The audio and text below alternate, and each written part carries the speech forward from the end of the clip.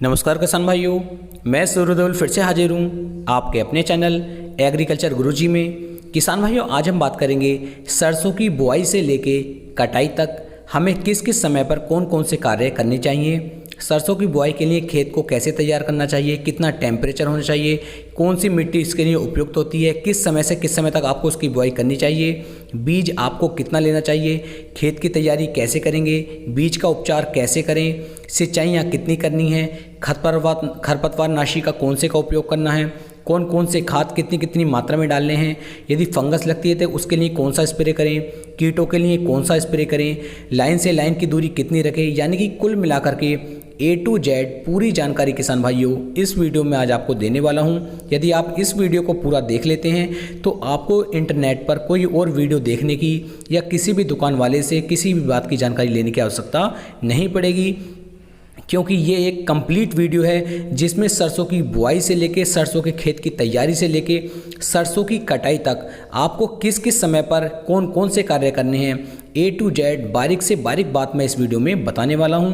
यदि अभी तक आपने अपने भाई के चैनल को सब्सक्राइब नहीं किया है तो आपसे हाथ जोड़कर निवेदन है कि चैनल को सब्सक्राइब कर लें, जिससे कि आने वाली वीडियो की नोटिफिकेशन आपको जल्द से जल्द मिल सके। तो चलिए शुरू करते हैं। सबसे पहले बात कर लेते हैं सरसों की खेती के लिए उपयुक्त तापमान की। तो किसानों, सरसों की खेती के लिए उचित तापमान 25 डिग्री सेंटीग्रेड से लेके 30 डिग्री सेंटीग्रेड का यदि तापमान है तो ये सरसों की खेती के लिए बिल्कुल उपयुक्त तापमान माना जाता है। बात करते हैं मिट्टी की, तो जो हमारी दोमट मिट्टी होती है ये सरसों की बुआई के लिए सबसे उपयुक्त मिट्टी मानी गई है।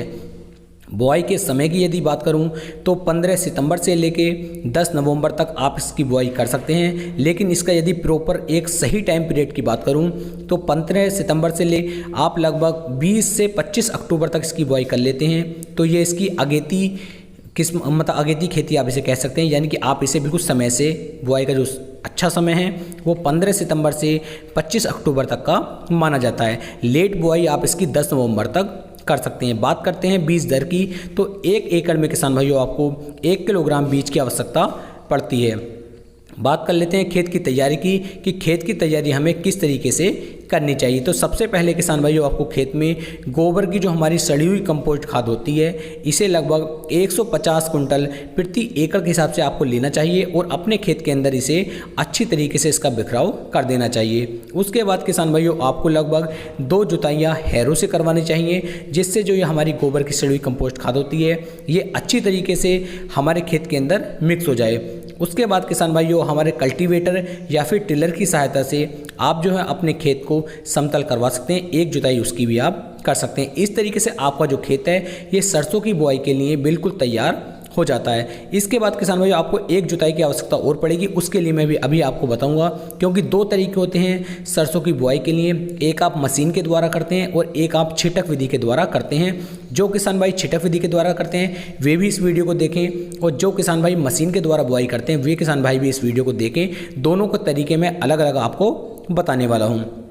इसके बाद किसान भाई जो बात कर लेते हैं बीज शोधन की कि बीज का उपचार आपको कैसे करना चाहिए। चाहे किसान भाइयों आपका घर वाला बीज हो या फिर आपका हाइब्रिड बीज हो, आपको दोनों का बीज उपचार जरूर करना चाहिए। यहाँ पर किसान भाइयों एक बात मैं आपको और बताना चाहूँगा, यदि आपने हाइब्रिड सरसों का बीज लिया है तो आपको 1 किलोग्राम प्रति एकड़ के हिसाब से लेना चाहिए, और यदि आपने पीली सरसों का हम बीज ले रहे हैं तो पीली सरसों के बीज आपको 1.5 किलोग्राम प्रति एकड़ के हिसाब से आपको ले लेना चाहिए। बीज शोधन की बात हम कर रहे थे, तो इसके लिए किसान भाइयों मेटालैक्सिल 1.5 ग्राम आपको लेना है और 1 किलोग्राम बीज के अंदर इसे मिक्स करके आप अपने बीज का उपचार कर सकते हैं। या फिर किसान भाइयों कार्बनडाजिम 12% और मैनकोजेब 63% में आता है, इसकी 2.5 ग्राम की मात्रा आप ले लीजिए और 1 किलोग्राम बीज के अंदर मिक्स करके इससे भी आप अपने बीज का उपचार कर सकते हैं।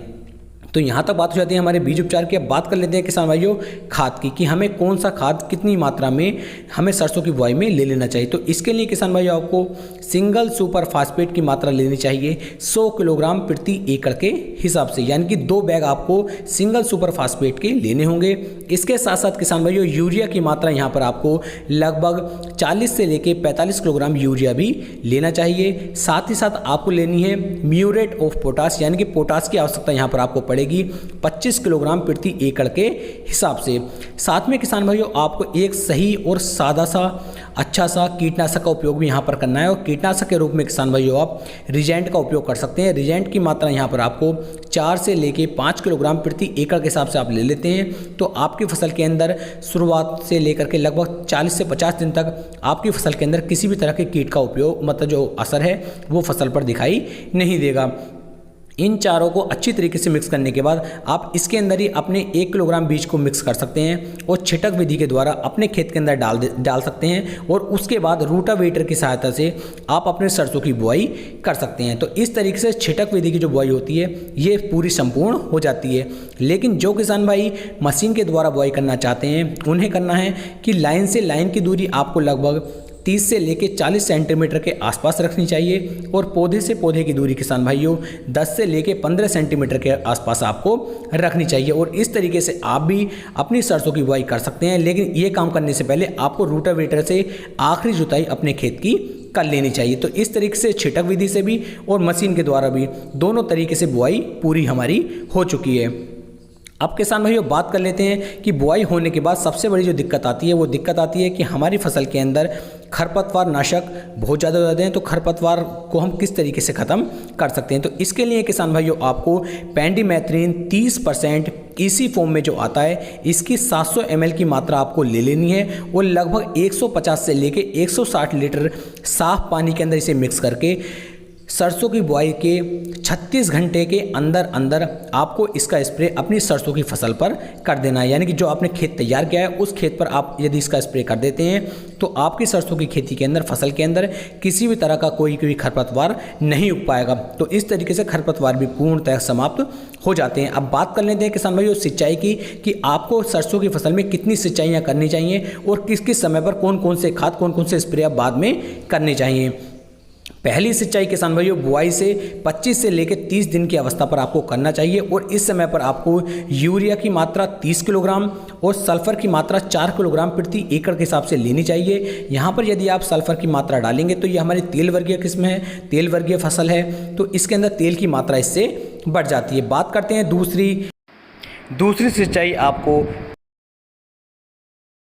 लगभग 45 से लेकर 50 दिन की अवस्था पर आपको दूसरी सिंचाई यदि आप करते हैं तो आपकी फसल जो है काफ़ी अच्छा रेट आपको निकाल करके दे सकती है। इस समय पर किसान भाइयों हमारी फसल के अंदर कभी कभी हानिकारक कीटों का असर देखने को मिलता है। उन कीटों में से किसान भाइयों मोइला, चैपा और एफिड इस तरह के कीट हमारी फसल के अंदर ज़्यादातर लगते हैं। तो इसकी रोकथाम के लिए आप थायामेथोक्सम 25% WG फॉर्म में जो हमारा आता है इसकी मात्रा 8 से लेकर 10 ग्राम आपको लेनी है, और एक लगभग 16 लीटर का जो हमारा टैंक होता है उसके अंदर यदि आप इसे डालेंगे और इसका स्प्रे कर देते हैं तो आपकी फसल के ऊपर से मोइला, चेफा और एफिड ये सभी रोग जो हैं आसानी के साथ किसान भाइयों ख़त्म हो जाते हैं। अब बात करते हैं तीसरी सिंचाई की कि तीसरी सिंचाई हमें अपनी सरसों की फसल की किस समय पर करनी चाहिए। तो 70 से लेकर 80 दिन की अवस्था पर हमें अपनी तीसरी सिंचाई अपनी सरसों की फसल की कर देनी चाहिए। कहीं कहीं पर किसान भाइयों 2 सिंचाइयों में भी काम चल जाता है, लेकिन अगर यदि वैज्ञानिक विधि की बात करूं तो आपको कम से कम 3 सिंचाइयाँ सरसों की किस्म की सरसों की फसल की करनी चाहिए, तब ये ज़्यादा अच्छा उत्पादन आपको निकाल करके दे सकती है। बात करते हैं किसान भाइयों हमारी फंगस की कि फंगस का अटैक भी हमारी सरसों की फसल पर देखने को मिलता है, इससे हम किस तरीके से बच सकते हैं। तो फंगस में आपको सफ़ेद रोली, अल्टरनेरिया, डाउनी मिल्ड्यू आदि जो हमारी फंगस होती हैं इनका अटैक ज़्यादातर हमारी सरसों की फसल पर देखने को मिलता है। यदि इसका खात्मा आपको करना है तो आपको लेना है प्रोपिनिब 70% WP फॉर्म में जो आता है ये टेक्निकल आपको लेना है। ये किसी भी कंपनी का आप ले सकते हैं, किसी कंपनी का प्रचार प्रसार मैं यहाँ पर नहीं कर रहा हूँ, और इसकी मात्रा 3 ग्राम प्रति लीटर के हिसाब से आपको लेकर के अपनी फसल पर यदि आप स्प्रे कर देते हैं तो जो हमारी सफ़ेद रोली है, अल्टरनेरिया है, डाउनी मिल्ड्यू है, ये पूर्णतः समाप्त हमारी फसल के अंदर से हो जाते हैं। अब बात करता हूं किसान भाइयों कि आप इसके अंदर इंसेक्टिसाइड का उपयोग कर सकते हैं। तो किसान भाइयों आप इस फंगीसाइड के साथ साथ किसी एक अच्छे इंसेक्टिसाइड का उपयोग भी कर सकते हैं, जिससे आपको 2 स्प्रे ना करके 1 स्प्रे में ही काम चल जाएगा।